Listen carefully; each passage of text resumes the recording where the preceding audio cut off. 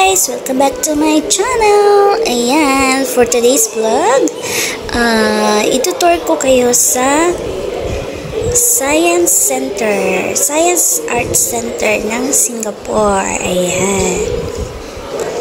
Pero hindi ko na alam kung saang parte to. Kasi malaki tong center na to guys. Mostly ang andito yung mga bata.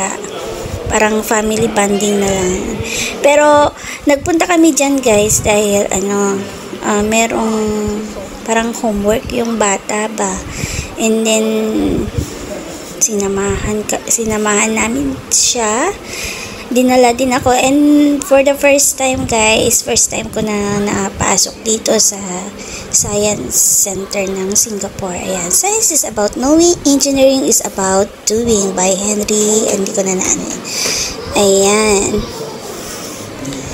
So, pasensya na kayo guys kung medyo tong video ko kasi panakaw-nakaw ko lang na binibideo kasi nahiya ako sa mga amo ko na mag-video while I'm with them. So, nakakahiya naman.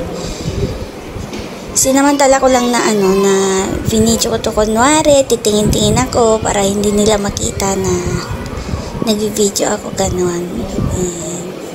Napakaganda guys dito.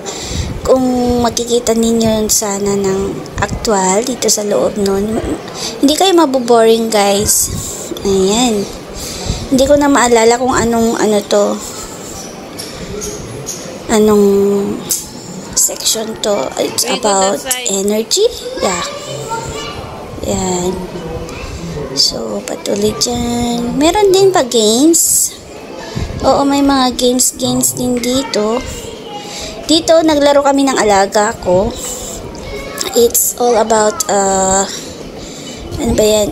So, may ipipindot ka na card and then aanseran mo, ganyan. Yan yung mga questions. Yan. Tatap mo siya. Ganyan. A card? Tapos, kung tama yung sagot mo, pupunta ka sa ibang, pwede kang mag-proceed sa ibang level ba. Ayun, yun yung alaga ko naka-yellow. So, pasensya na kayo guys kung medyo, hindi lang medyo talaga. Nakakahilo tong pag-video ko na to, as I've said, na masyadong nakakahiya kasi na mag-video na kasama ko yung mga amo ko.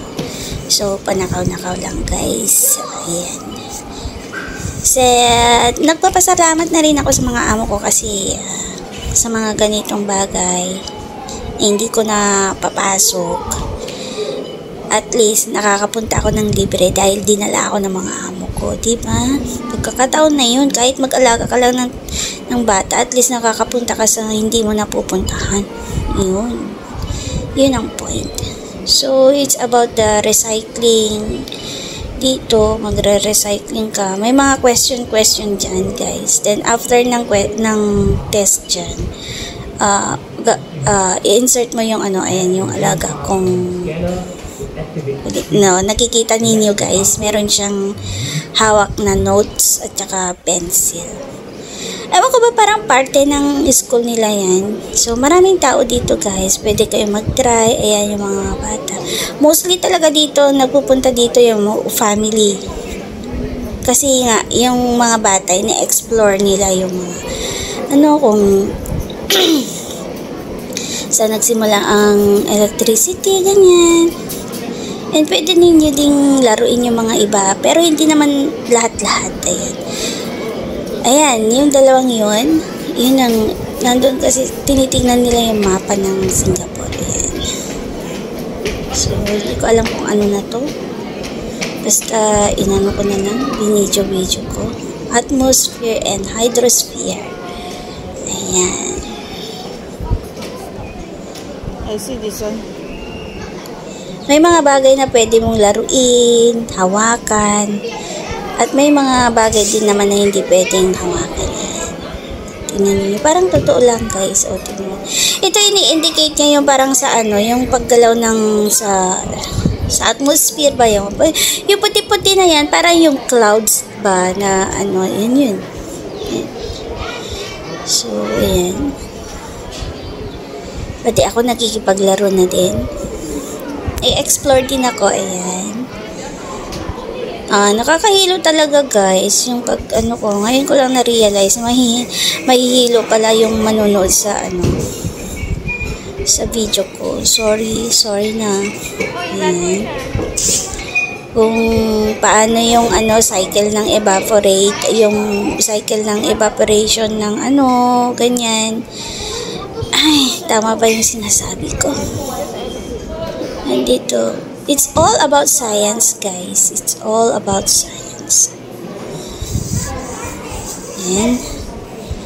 And then, ayun. Ito yata, yung about sea level, yung sa waves and everything. Water cycle. Sabi ko na nga eh. Water cycle. Chayo. Yung makukuha ng air pressure. Tapos i-release mo siya. May tunog yan eh. Pag ni-release mo siya. Parang, diba sa may parang electricity na ganyan. Basta. Yun guys. Hindi niya kaya.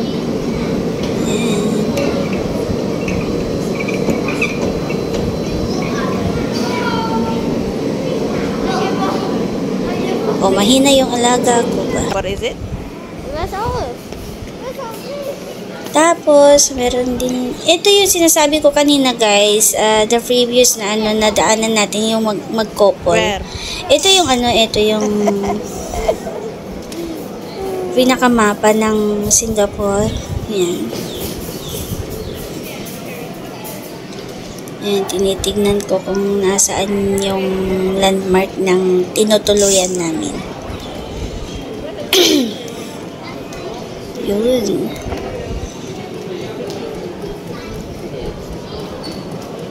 It's about sa earthquake ito guys. Itong inano ko is about sa paglindol to guys. Ayan. Inaalala ko to about sa lindol. About sa lindol.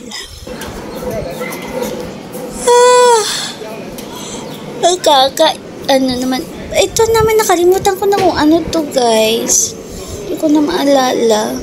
So, yan. Enjoy my video na lang guys. Kung hindi accurate yung information na sinasabi ko, pagpasensyahan nyo na kasi medyo matagal na tong video na to. Ngayon ko lang naisipan na i-voice over kasi masyadong busy ang person.